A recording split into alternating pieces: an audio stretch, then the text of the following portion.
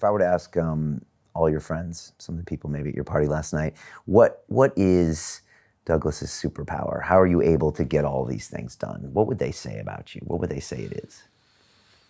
Depends how well they know me. I don't know. I never spend any time thinking about what other people think about me. I never have. I've always found it just not that useful. Your parents teach you that, or something you were born with? I don't know.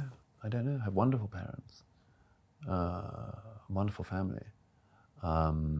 We always argued things out. We always contested. We always had dinner around the same dinner table, and my brother and I argue on everything. And that's probably where some of that started. But to try to answer your question, I don't know. I'm driven. I've always been driven, and that can be tricky for people around you because not everyone has much drive, let alone a lot, and it can be exhausting for other people around you. I know that. I've learned that. Be exhausting for you too sometimes, maybe. I'm not so bothered about that. Okay. All right. But you know, it's very easy to analyze other people's actions, very hard to analyze your own. And as I say, I don't spend much time thinking about myself, really. But one of the only ways I could answer your question is some years ago, somebody said to me, after some event or something, somebody said, I don't know, it was an American, somebody said, why do you do what you do? I don't understand. And there was a friend who's also a writer who was sitting nearby, and I sort of was fumbling around and being sort of, I don't know. And this friend leapt in and said, Douglas has a very low tolerance threshold for lies. I really like that. If I have a gravestone, I wouldn't mind that being on it. I think most of the people who I know and love, and who I'd like to think love me, would probably say that that's, you know, and I've got myself in all sorts of trouble in my life for this strange defect, but I've had an awful lot of fun along the way as well. So calling people out on lies and saying the truth, that's what you... Yeah, and I'd like to think I'm loyal.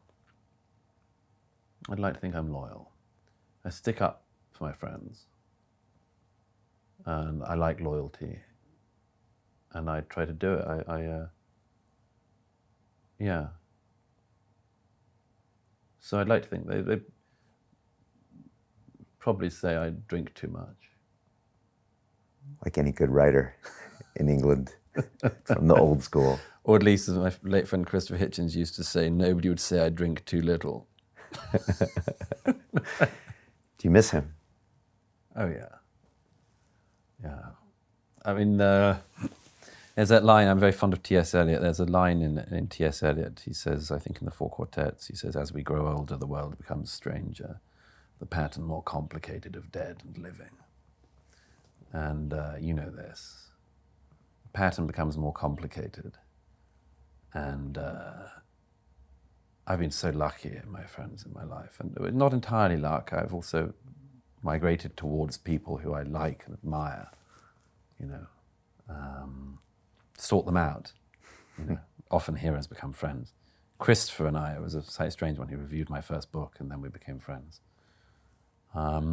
But there are people like him, as I say. I mean, sometimes there are people who are well known. Sometimes there are people who were never well known themselves.